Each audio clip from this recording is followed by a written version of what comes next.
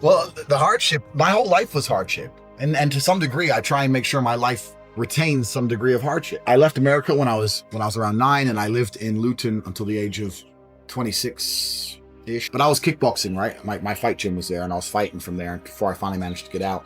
But I grew up in a council estate in Luton, and I am so thankful for it. The best possible thing that can happen to somebody is to be born broke and become rich. If you're born rich, life's terrible. If you're born broke and you stay broke, life's terrible. But to be born broke and become rich is a beautiful thing. Because truthfully, money really isn't all that interesting. What's interesting about money is thinking back to all the times you had none. I love to go spend $25,000 for dinner, not because the money. $25,000 for dinner? All the time, yeah. The point is, the food isn't worth it.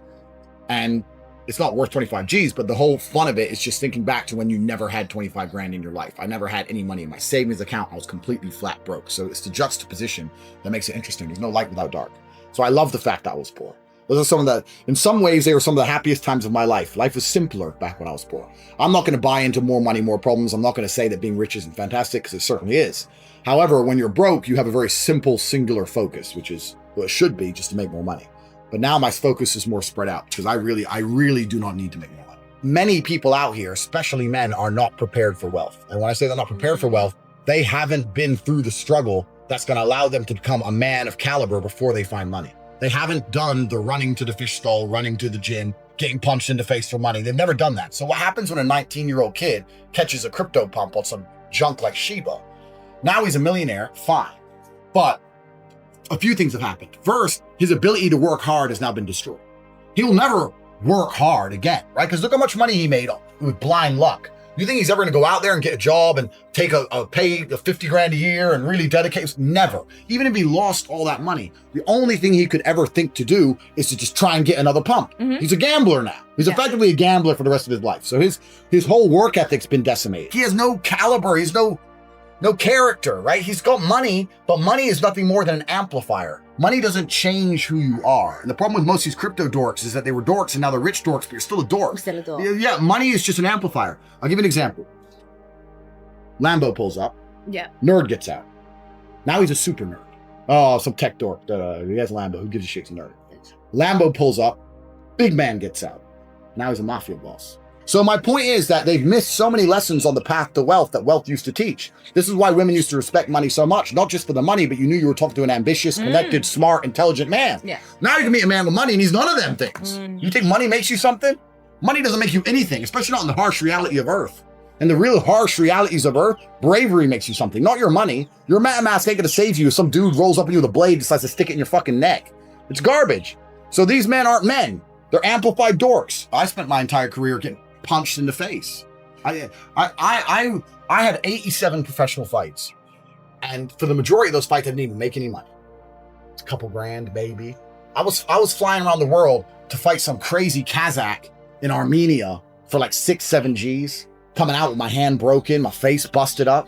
Like I've been to hell and back. And okay, yeah, it was self-inflicted, but genuinely, it's one of the best things that ever happened to me. I really find it remarkable when I meet men who say they work hard. And I'm not being elitist. I'm not being a horrible guy here, because I'm from the streets, right? I'm from the ghetto. I'm not talking about if you're a taxi driver or whatever, and you've been a taxi driver your whole life. I'm not trying to sit here and shit on you. I'm not trying to do that.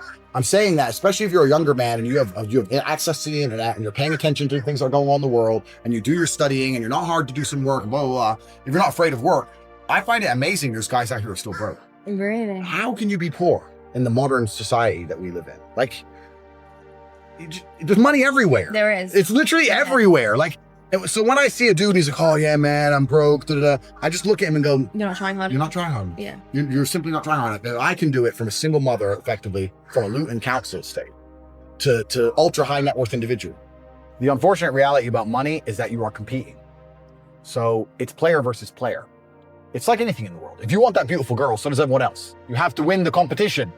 You want that car, you have to get it first. You want that money, everyone wants that money. You have to compete. It's competitive. Business is competitive. You are competing against people like me. You're competing against people like the people in my network. You're competing about people who only talk about money, who understand money very well, who operate in jurisdictions all around the planet, who are extremely well connected, who know things before you know them, who have mass influence and mass power and mass resource. You're competing against me. This is what you must understand. You're not waking up going, I want to make some money. You're competing against people like me. You're competing against billionaires. You're competing against hedge funds. How did these hedge funds keep growing? Where are they getting that money from? From the brokies. They're robbing you. They're robbing all the poor people from the pension fund, dummy. That's where they get it from. This is who you're competing against. So the competition is absolutely and utterly fierce. Understanding that you're a man with a small pistol up against a mighty army.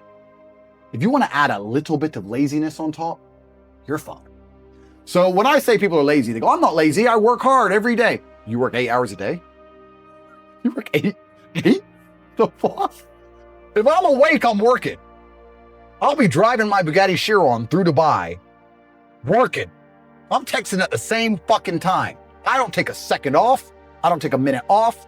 I don't relax. I don't rest. I don't stop. I don't chill.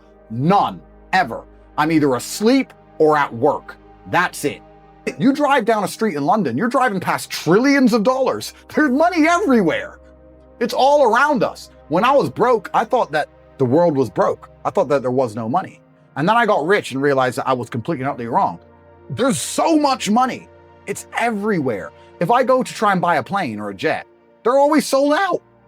My yacht is a fucking 6-year waiting list. I want a Bugatti, they launch it, the email comes to my email address, 2 minutes later, gone. Like, there's so much money.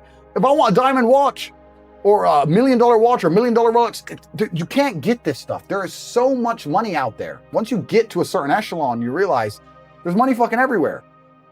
So there's plenty of money in the world. People with no money are just not very good at taking it. So you need to start paying attention. I started off with a really basic, boring job. I was carrying boxes of ice in a fish market. You know, I wasn't doing anything elaborate, but at least I was working. At least I was getting up at 5 in the morning, running to work, working all day, running to the fight gym, fighting all night, running home. This is what I respect. This. I didn't have a car. Yeah. My family didn't have a car, right? It was literally just run. I used to run 9 miles a day to get places. So I had to get places. I just run. So like I couldn't wear nice clothes because I get sweaty, right? So I was this guy who used to wear tracksuit, a t-shirt, take my t-shirt off so I didn't sweat too much and just run everywhere around Luton. You just see me, the crazy guy, just running. It was bad. Yeah, I grew up in a bad place. But I've always had, the point is I've always had that fire inside of me. I've always had that desire inside of me. I think every man is born with a masculine fire. I think it's certainly the reason why so many things in history happen. It's the reason why so many armies tried to conquer the land. Look, why? Why would the Romans wake up and look in a random direction and say, let's go over there, whoever's there is killed?